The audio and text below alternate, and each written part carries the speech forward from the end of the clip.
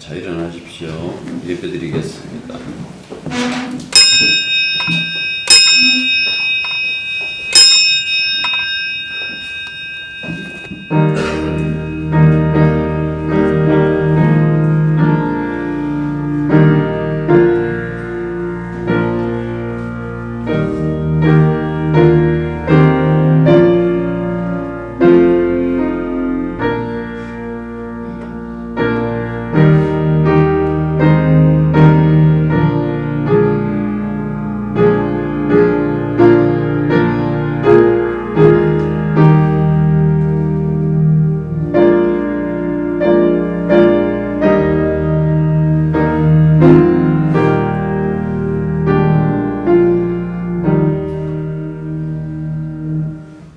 우리의 모든 날이 주의 분노 중에 지나가며 우리의 평생이 순식간에 다하였나이다.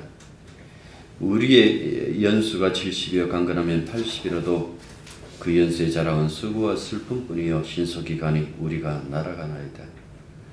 날아가는 세월 속에 맞는 그 명절, 이제는 그 모든 것들이 다 꿈처럼 추억으로 남아있는 그런 시절을 우리가 맞고 있습니다. 그러나 영원히 변하지 않는 우리 주님을 의지하고 믿고 있다라는 이 사실이 얼마나 소중하고 복된 것인지, 우리가 이렇게 모여서 하나님 앞에 예배 드릴 때마다 늘 그것을 잊지 않도록 도와주시옵소서. 예배의 처음과 마지막이 주 안에서 기쁨이 되게 하시며 우리의 명절이라는 그 마음으로 날마다 즐거운 마음으로 하나님 아버지께 모든 영광 돌리는 예배가 되게 도와주옵소서. 예수님 이름으로 기도드립니다. 아멘. 자, 디모데후서 2장 1절부터 7절입니다.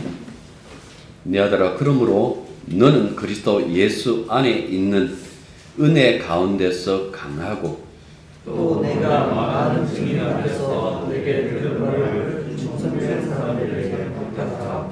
그들이 또 다른 사람들을 가르칠 수 있으리라. 너는 그리스도 예수의 좋은 병사로 나와 함께 고난을 받아라. 병사로 고난하는 자는 자기 생활에 문제가 하나도 없느니 이는 병사로 모집한 자를 기쁘게 하려 하니라. 경계하는 자가 법대로 경계하지 아니하면 승리자의 관을 얻지 못할 것이며 수고하는 것과 구실을 얻어가는 것이 하나하나. 다 같이요. 내가 말하는 것을 생각해 보라. 주께서 범사에 내게 총명을 주시리라. 아멘. 오늘 본문에 보면 내 아들아 하고 사도가 디모데를 따뜻하게 부르는데, 여러 번 말씀드렸습니다마는 디모데가 육신의 아들이 아니죠. 진리의 복음으로 그리고 믿음으로 그리스도 예수 안에서 맺어진 스승과 제자 관계입니다. 진리 안에서 스승과 제자의 관계는 단순히 지식을 전달하고 그것을 받아들이는 사이가 아니죠. 아들아 라고 했던 만큼 그 진리이신 그리스도를 따라 그 길을 함께 살아가는 도반, 함께 살아가는 그 관계다라는 그 말씀입니다.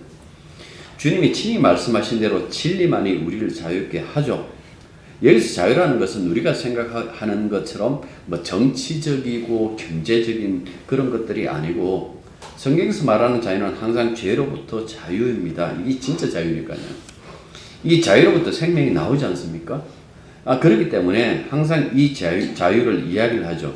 그래서 사도가 제자 디모데에게 간곡하며 아주 단호하게 부탁하는 말은 이 진리의 복음을 담대하게 전하는 일에 충성을 다하고, 그리고 이 일이 계속해서 후대로 전승될 수 있도록 하라는 그 말씀이었습니다.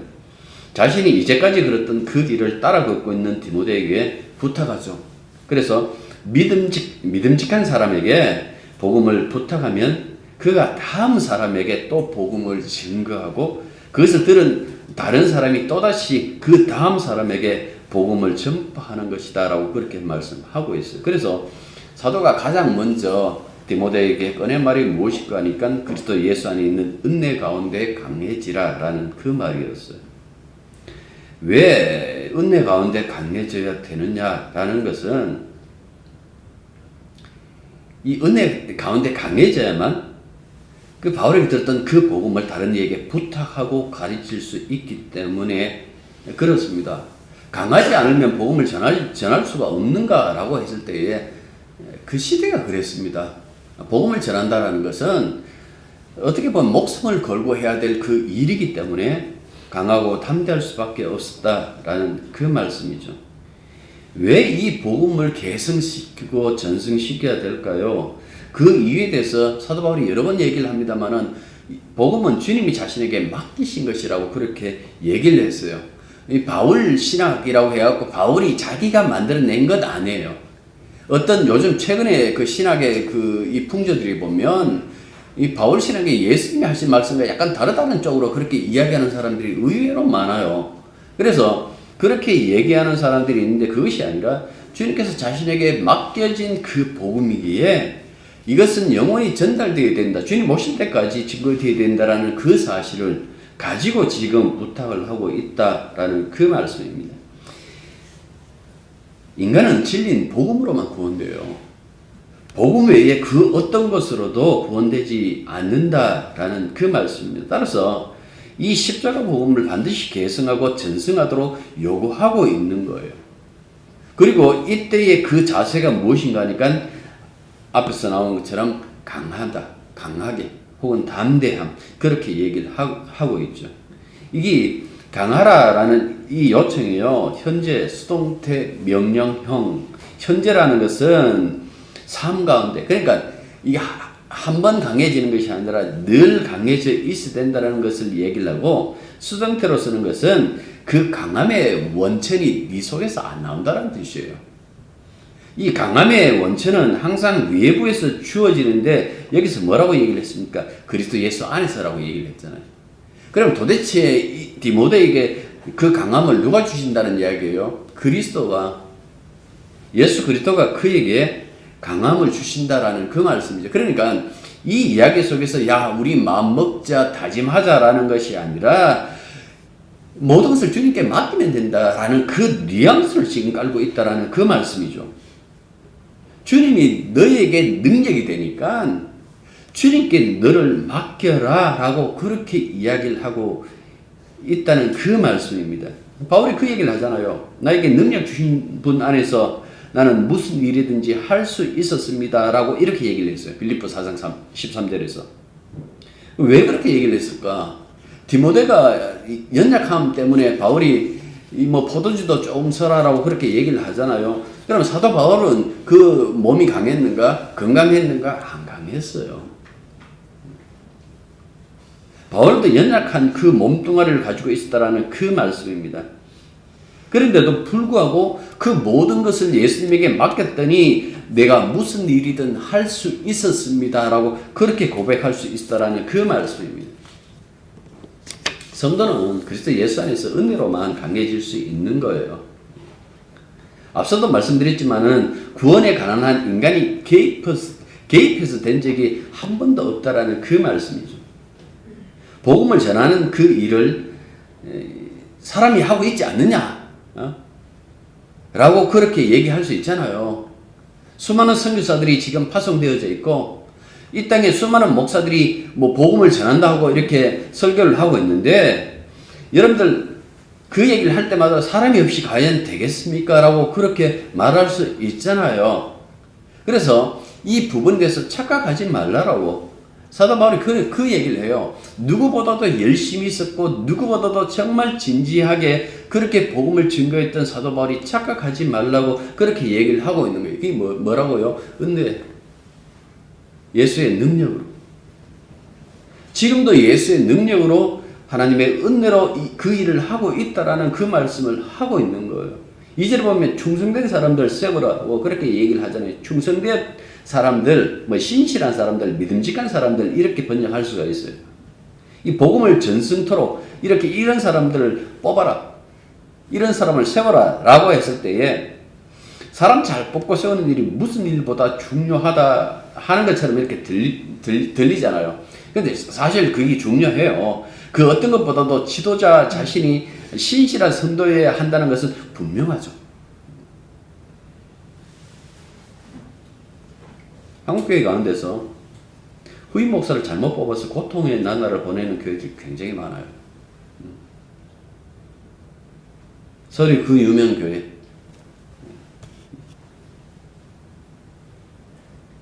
대구의 그 유명 교회들. 물론 스스로 우리는 후임자 목사님을 잘 뽑았다고 그렇게 자부하는 교회라고 그들이 올바른 판단했다고 보는 것도 무리가 있어요. 왠가 하니까 교인들과 목사의 생각이 맞아 떨어지는데 이건 복음이 아니라 세상의 축복, 우리가 예수 잘 믿어서 복 받읍시다 라는 여기에서 서로 마음이 합한 거예요.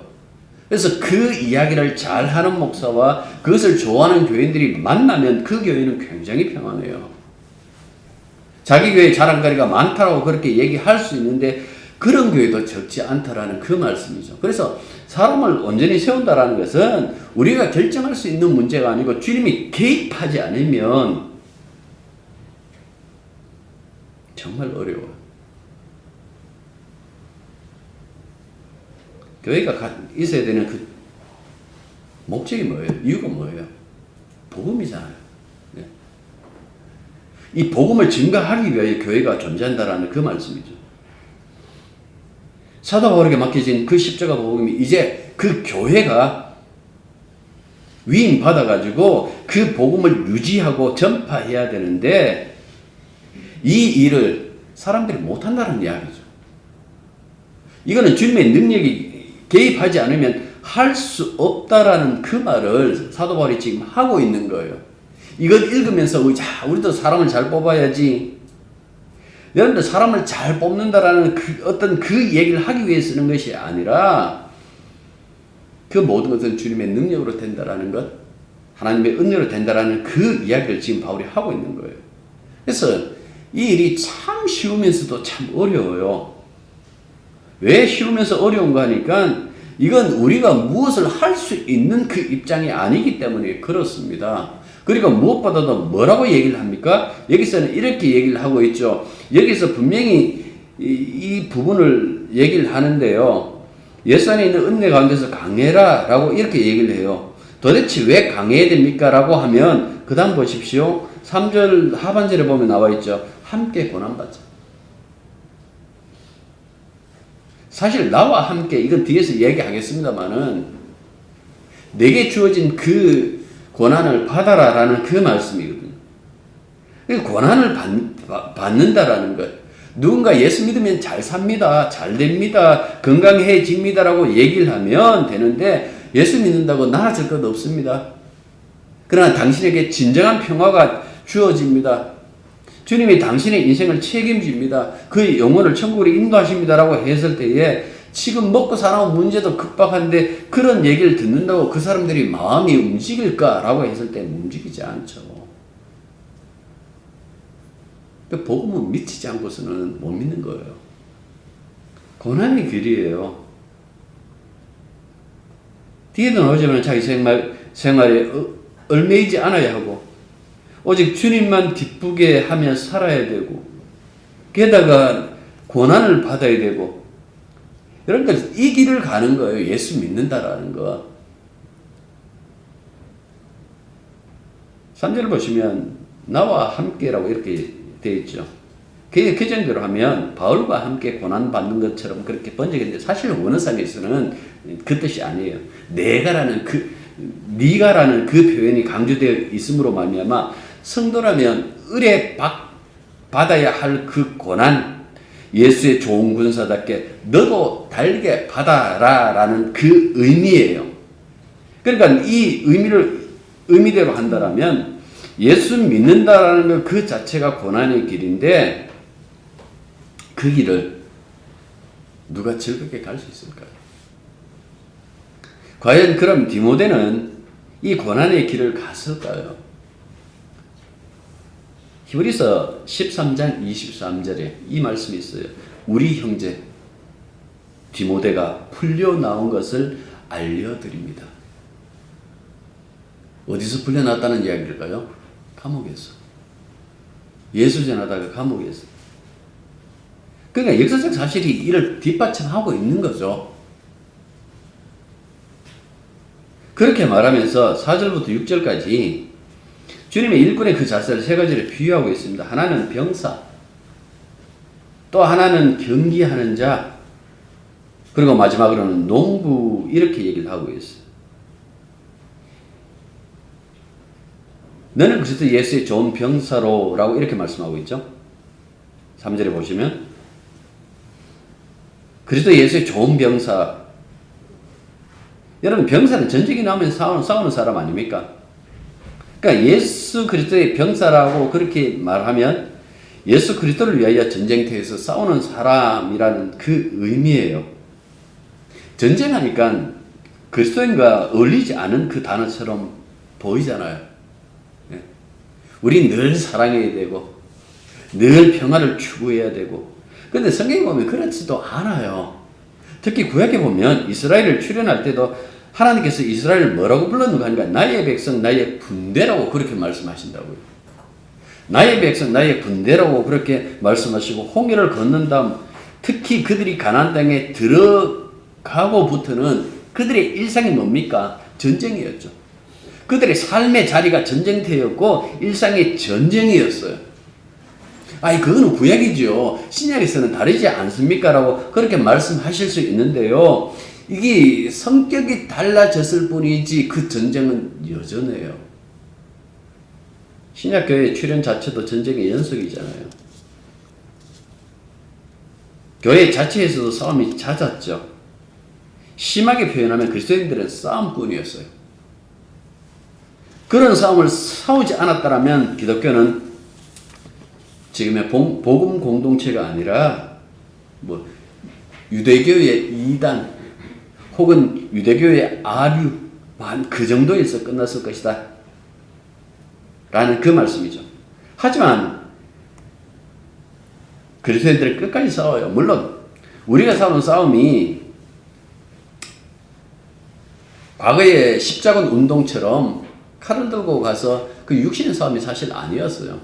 십자가 운동이 얼마나 엉터리인가라는 것은 분명히 바울도 주님도 이 부분에 대해서 분명히 얘기를 한다고요. 칼을 쓴 자 칼로 망한다고 예수님이 말씀하셨고, 사도 바울도 그 얘기를 하죠. 우리가 싸우는 것은 육으로 싸움이 아니다라고 그렇게 얘기를 하지만은 그 칼을 하고 미개한 자들을 깨우친다라는 그 명목으로 했던 그 싸움들, 지금도 절간에 가고 복음을 증거한다고 막 이렇게 떠드는 사람들 가끔씩 있어요.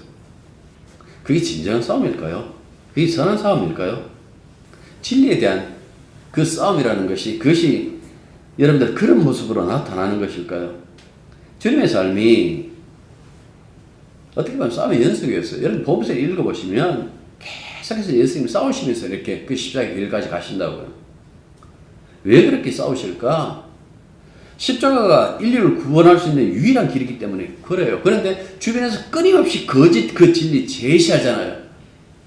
그것으로 평화를 얻을 수 있다, 그것으로 구원 얻을 수 있다 라고 하니까 끊임없이 싸우면서 십자가만이 인류 구원의 유일한 길이라는 그 점을 가지고 계속해서 싸우면서 나가셨다라는 그 말씀입니다. 그렇다고 예수님이 칼을 드셨습니까? 논쟁하셨어요. 성경을 가지고 왔고 그 성경을 주님께서 올바르게 풀어주셨다라는 그 말씀입니다. 사탄과 진리를 왜곡하는 그 거짓 종교인과 목숨을 걸고 싸우시되 군사를 일으키신 것도 아니고 칼을 든 것도 아니다라는 그 말씀입니다. 그래서 주님으로부터 부름받은 사도 바울도 이렇게 우리들의 싸움에 대해서 얘기를 하죠. 제가 읽을게요. 우리의 싸움은 인간을 적대자로 상대하는 것이 아니라 통치자들과 권세자들과 이 어두운 세계의 지배자들과 하늘에 있는 악한 영들을 상대로 하는 것입니다. 그러므로 하나님이 주시는 무기로 완전히 무장하십시오. 그래야만 여러분이 악한 날에 이 대적자들을 대항할 수 있으며 모든 일을 끝낸 뒤에 설 수 있을 것입니다. 설 수 있다라는 것은 하나님 앞에, 주님 앞에 선다라는 그 이야기겠죠. 여기서 보면 우리의 싸움은 인간을 적대자로 상대하는 것이 아니다라고 그렇게 말씀하고 있고 악한 세력과 악한 영들과 싸운다라는 그 얘기를 하고 있다고요. 또 한 군데 더 읽을게요. 고린도후서 10장 3절. 우리가 육신으로 행하나 육신에 따라 싸우지 아니하노라라고 이렇게 말씀하고 있어요. 육체적인 싸움이 뭐예요? 여러분들 육체적인 싸움이라는 것은 상대를 죽이는 싸움이잖아요. 그러나 영적 싸움은 상대를 살리기 위해서 자신이 죽는 거예요. 그래서 사도 바울을 가만히 보십시오. 싸움꾼 사도 바울. 사도 바울하고 만나면 늘 싸움해. 누구를 쳤습니까? 누구에게 피해를 끼칩니까? 아니에요. 고스란히 자기가 다 당해요. 그 당하면서도 그가 끊임없이 복음을 증거하죠. 왜? 살리는 일이니까. 예수님이 십자가에 매달려가지고 자기를 십자가에 못 박는 사람을 향해서 저주를 퍼부으셨습니까? 안 그랬어요. 저들이 하는 짓을 모른다 그랬잖아요. 저들을 용서해달라고 말씀하시잖아요. 삶의 종류가 다르다니까요. 우리는 교회라는 것이 힘을 가지고 뭔가 정권을 잡고 그 정권대로, 여러분들 기독교가 정권을 잡고 있었던 때가 언제입니까? 중세 때잖아요. 황제도 교황 밑에서 벌벌 기었어요. 굴욕적인 어떤 그 삶을 살아야 되겠다라는 그 말씀입니다. 그때를 여러분들 세상의 가장 어두운 때라고 그렇게 얘기를 해요. 권력이 우리를 자유롭게 할까요? 권력이 우리의 삶을 바꿀까요? 아닙니다. 분명히 우리의 삶은 다르다라고 그렇게 이야기를 하고 있어요. 주님께서 싸운 싸움은 그런 싸움이 아니에요. 권력의 싸움이 아니었다라는 그 말씀이죠. 그는 철저하게 자신을 내어주는 그 삶을 사셨고 그 싸움을 하셨다라는 그 말씀입니다. 예수님이 자신이 내어주지 아니하셨다면 우리는 구원받을 수가 없는데 그 싸움을 끝까지 하셨다라는 그 말씀입니다. 사도 바울이 주님의 부름을 받고 평생 이 싸움을 했어요. 십자가에 죽으시고 부활하신 예수가 주와 그리스도가 되신다라는 것. 그가 바로 이 세상의 구세주라는 그 복음을 들고 세상 곳곳에 다니다가 마지막에 제국의 심장인 로마에서 그 발걸음을 멈추었습니다. 그때까지 십자가를 꺼리끼는 유대인과 십자가를 어리석게 여기는 이방인을 상대로 치열하게 싸웠던 그 삶의 모습을 우리들에게 보여주고 있죠. 십자가, 그 복음만 증거하는 그 사도 바울의 모습을 우리가 여기서 성경에서 우리가 발견할 수 있다라는 그 말씀입니다. 그래서 다른 사도들보다 더욱 처절한 영적인 전쟁을 겪어야 했고 어떤 그 고난을 겪어야 했던 그 이유는 바로 십자가만 증거했기 때문에 그렇다라는 그 말씀. 그래서 자신이 살아왔던 그 삶의 그 길을 따라오고 있는 디모데에게 그리스도 예수의 좋은 군사라고 이렇게 얘기를 하는 거예요. 왜 군사가 되어야 고난을 이길 수 있을까요? 두 가지 이야기를 해요. 사실 보십시오. 첫 번째는 자기 생활에 얽매이지 않기 때문이라는 거죠. 군대라는 조직의 일원으로 명에 따라 움직이는 것이 바로 병사잖아요. 내가 부대 자대에 배치받았는데 부대 정문 바로 앞에 우리 집이라. 그러니까 군인 신분으로서 집이 바로 저기니까 저거 아침 먹고 점심 먹고 저녁 먹고 할 수 있습니까? 군인 아니죠. 군인이라는 것은 철저하게 뭡니까? 군대라는 그 조직의 일원으로서 움직이는 것이 병사다, 군사다라는 그 말씀이죠.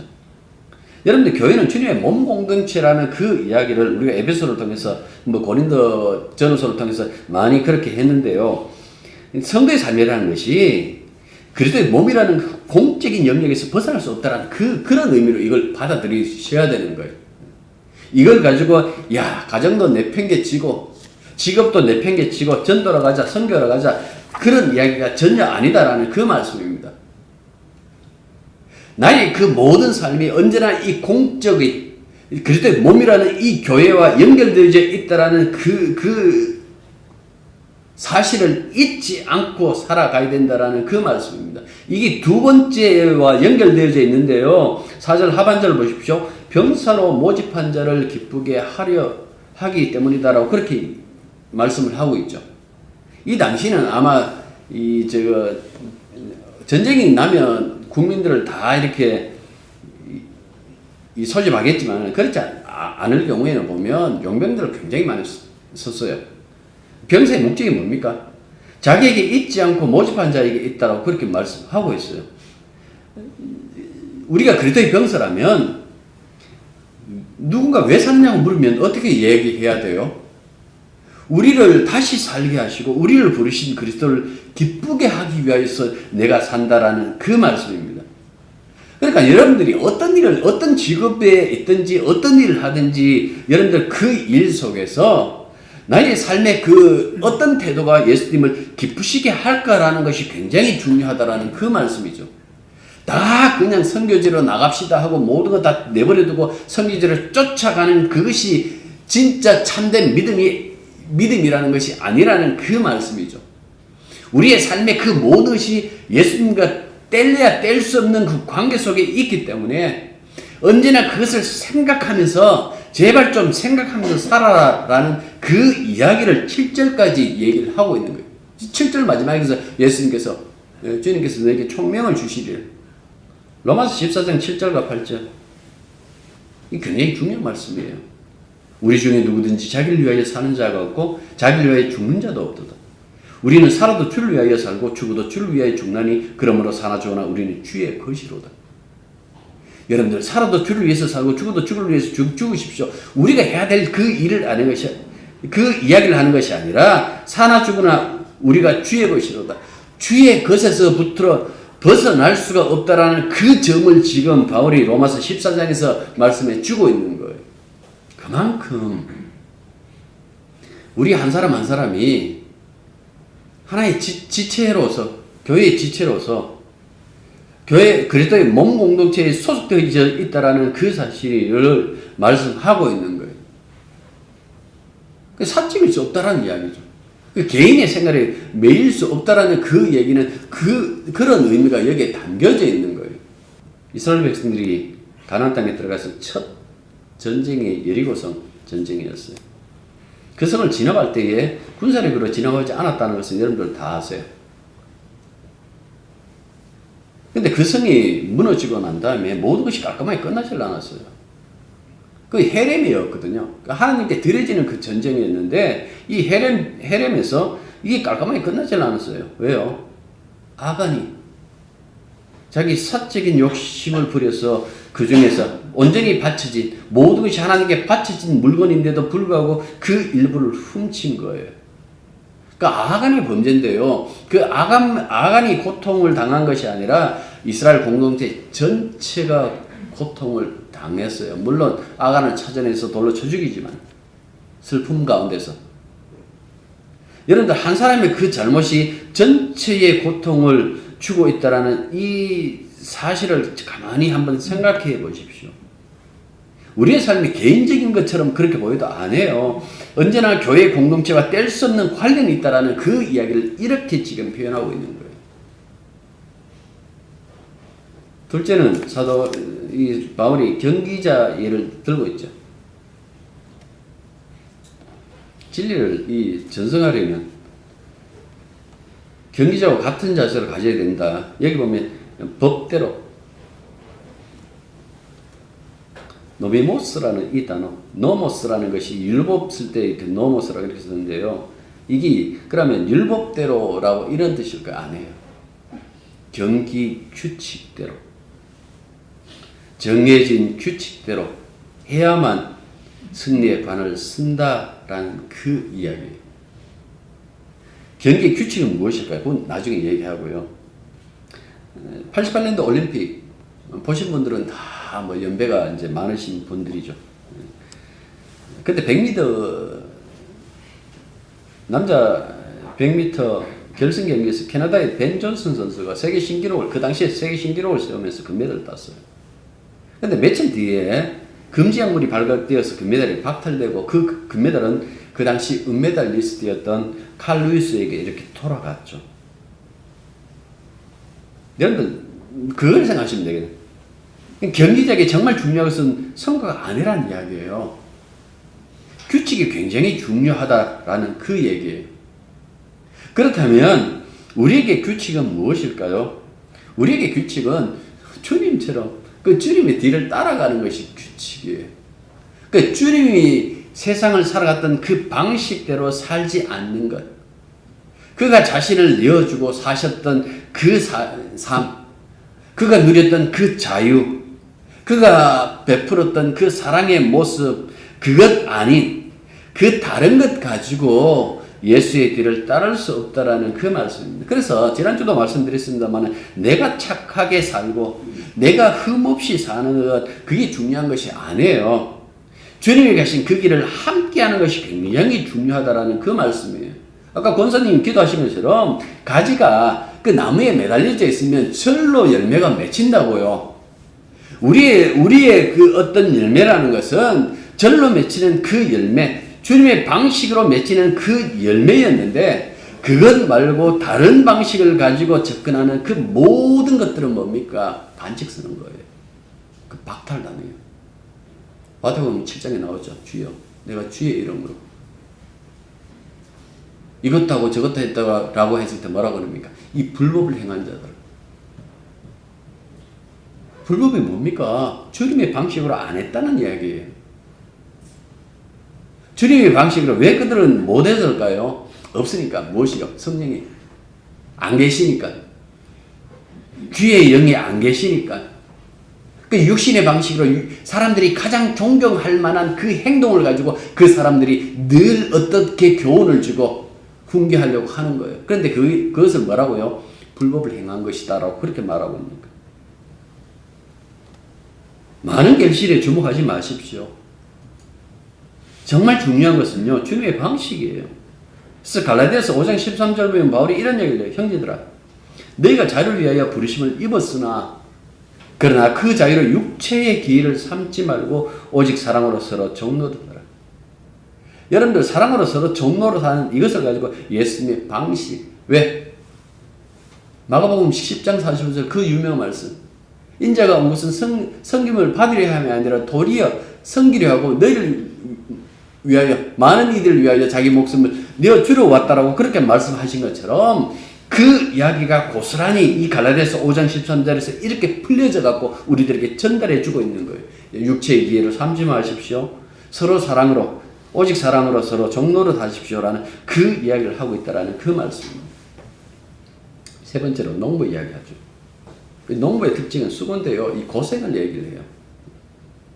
그러니까 이 고생이라는 이 단어를 쓸 만큼 어떻게 보면 복음을 증거한다라는 그 자체가 고생스러웠죠. 하지만 뭡니까? 결실이잖아요. 여기서 수고한 자가 먼저라고 했는데 여러분 이 먼저라고 해갖고 뭔가 여기에 순서에 여러분들 강조점 있는 것 아니고 결실을 맺을 수밖에 없는 그 고생하고 농부가 고생하지만은 결국은 결실할 수밖에 없는 그 이야기를 하고 있는 거예요. 그래서 4장 보시면 우리 디모데후서 4장에 보면 7절과 8절 이런 말씀이 있어요. 나는 선한 삶을 사고 나의 달려갈 길을 마치고 믿음을 지켰으니 이제 후로는 나를 위하여 의의 면류관이 예비되었으므로 곧 곧 의로우신 재판장이 그날에 내게 주실 것이며 내게만 아니라 주의 나타나심을 사모하는 모든 자에게 도니라 라고 이렇게 말씀했어요.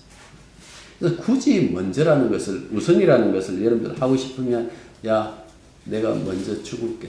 먼저 주님 앞에 가 있을게 라는 그런 의미. 그 의미가 담겨져 있을 만큼 복음과 그 고난이 뗄래야 뗄 수 없는 그 이야기를 해주고 있는 거예요.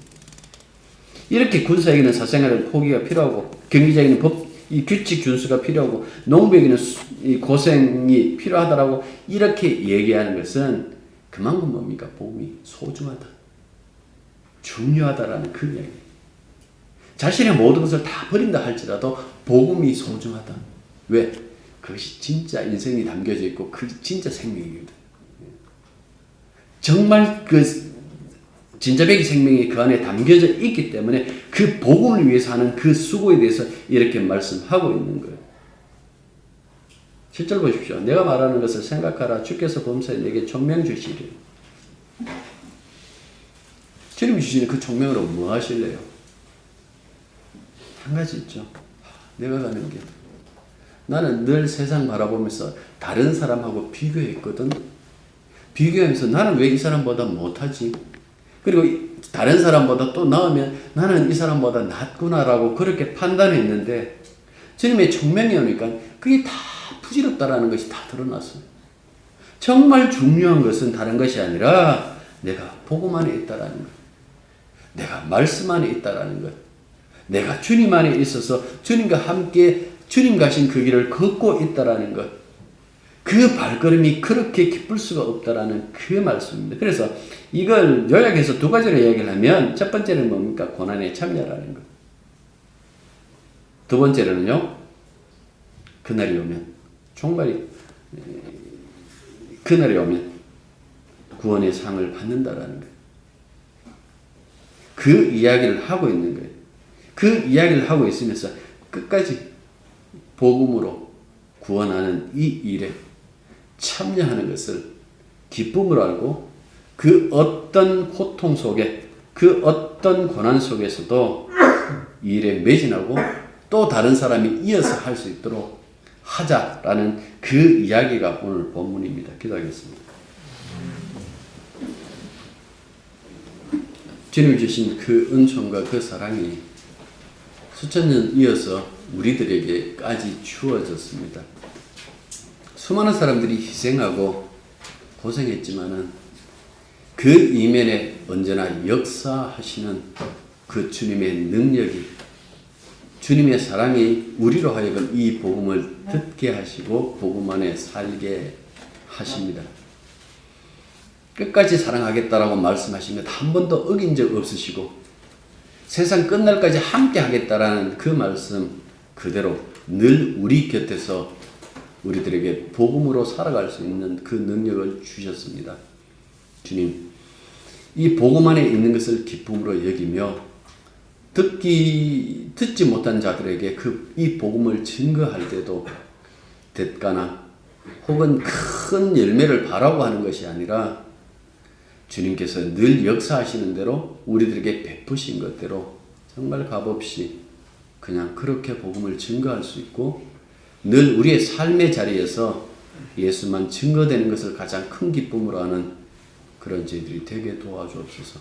예수님 이름으로 기도드립니다.